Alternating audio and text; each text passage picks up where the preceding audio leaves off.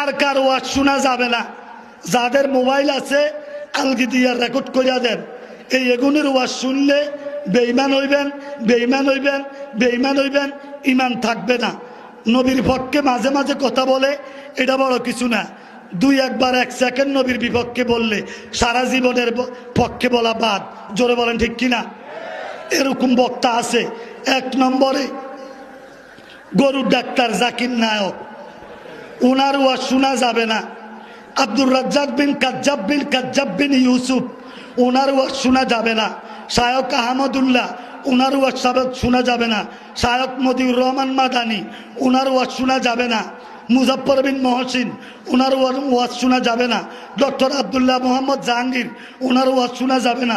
Doctor Abul Kalam Azad Bashar, ওনার ওয়াজ শোনা যাবে না। ডক্টর ইমাম হুসাইন, ওনার ওয়াজ শোনা যাবে না। মুফতি কাজী ইব্রাহিম, ওনার ওয়াজ শোনা যাবে না। মাওলানা আকরামুজ্জামান, তার ওয়াজ শোনা যাবে না। বাশার বিন হায়াত, আব্দুর রাজ্জাক বিন ইউসুফের ফোলা, তার ওয়াজ শোনা যাবে না। কামাল উদ্দিন জাফরি, ওয়াজ শোনা যাবে না। শায়ক ওয়ালিউল্লাহ, ওয়াজ শোনা যাবে না।